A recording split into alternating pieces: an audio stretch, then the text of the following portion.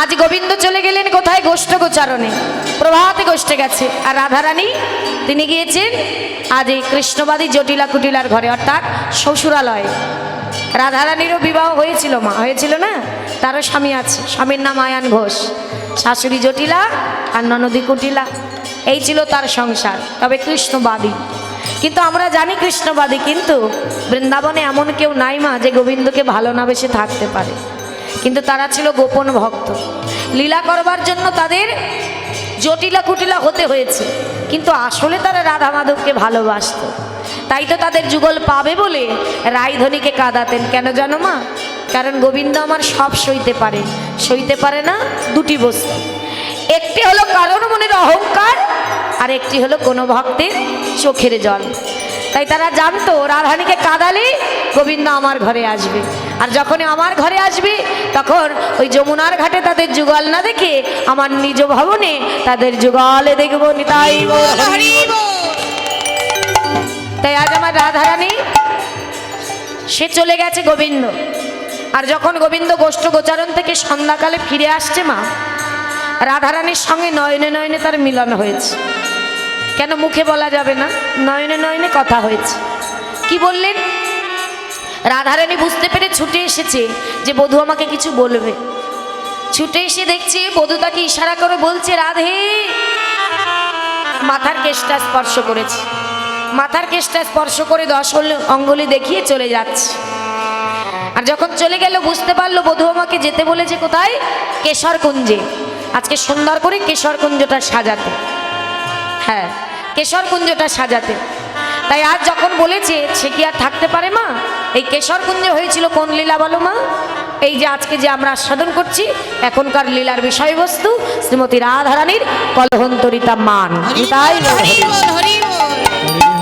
মানে রাধারানী মান করেছে আর ভাঙিয়েছে আমার গোবিন্দ। খুব সুন্দর লীলা, একটু মন দিয়ে শুনবেন।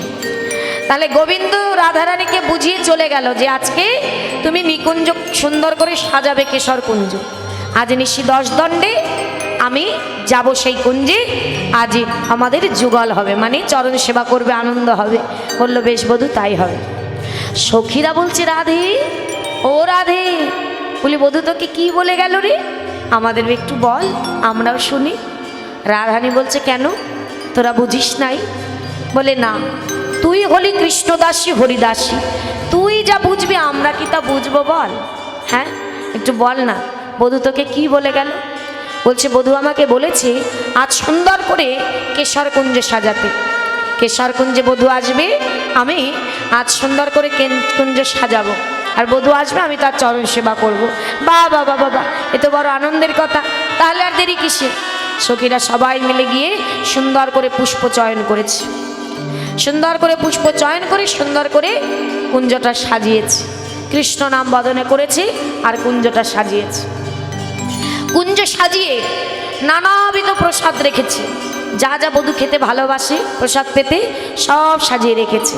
সাজিয়ে রেখে ধূপ দ্বীপ প্রজ্বলিত করে রাধারানী আশা পথে নয়ন দিয়ে বসে রয়েছে, বধূ আসবে। আর এদিকে আমার গোবিন্দ ঘরে গেছে, সেখানে মাতা যশোদা সারাদিন পরে সন্তানকে পেলে কি হয় মা? মা কি আর ছাড়তে চায়? গোপালকে কোলে পেয়ে একেবারে কোলের মধ্যে বসিয়ে নিয়ে ভালো করে ক্ষীরসর নবনী খাইয়ে তার কোলের মধ্যে ঘুম পাড়িয়ে রেখেছে। এইবার গোপাল কি করবে মা? এদিকে রাধারানীকে কথা দিয়েছে, এদিকে মা আমার ঘুম পাড়াচ্ছে। এখন কি করি? বলে না আমার প্রাণনাথ বড় চতুর, চতুরের শিরোমণি। তখন চোখটা বন্ধ করে চুপ করে আছে, চুপ করে আছে।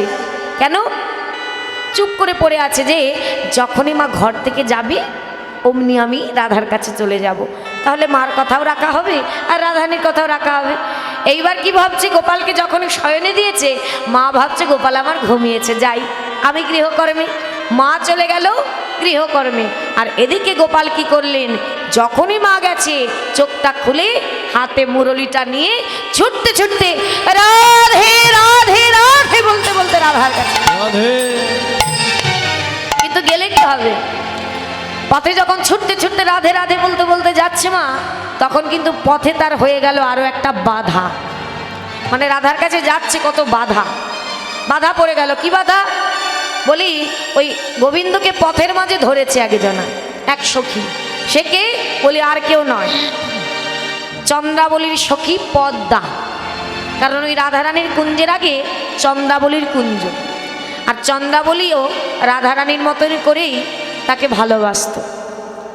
সবাই ভালোবাসে বধূকে, সবাই চাই যে একবার আমার কাছে আসুক প্রাণনাথ, তাই না মা?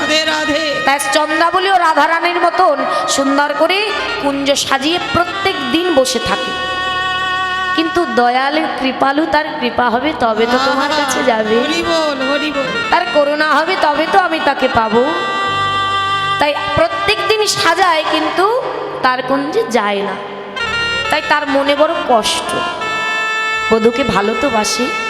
তাই দুঃখ করে একদিন সখীদের বলছে, জানিস সখী, ওই রাধারানী যেমন প্রতিদিন বধূর জন্য কুঞ্জ সাজায়, আমি আমার বধূর জন্য প্রতিদিন কুঞ্জ সাজাই।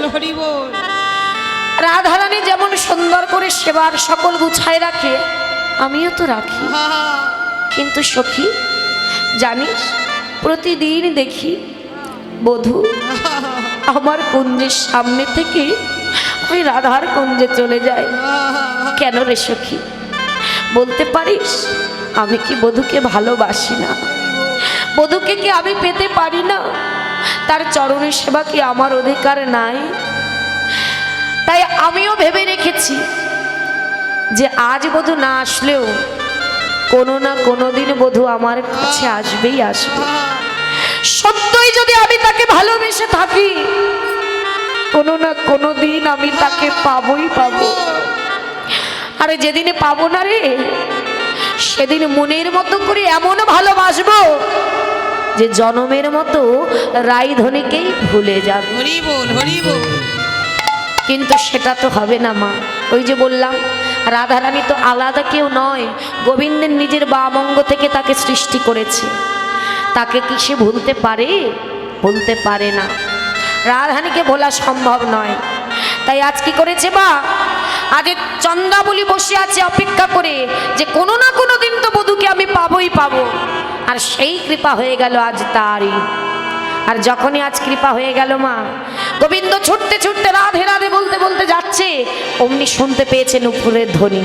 আজ ধ্বনি তার কর্ণে গেছে, কারণ তিনি কৃপা করেছে। তাই যখনই কর্ণে গেছে, অমনি তার সখীকে বলছে, সখী ওই যে ওই আমার বধূ এসেছে, আজ আমার বধূকে আমি যেতে দেব না।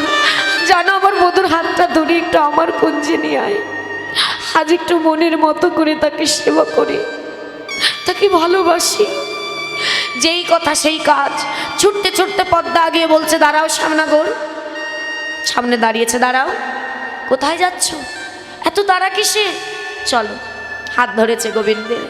গোবিন্দ মনে মনে ভাবছে, সর্বনাশ, আজ এই সখীর হাতে পড়েছি, না জানি আমার কি হবে। আমার মনে হয় আর রাধার কাছে যাওয়া হবে না।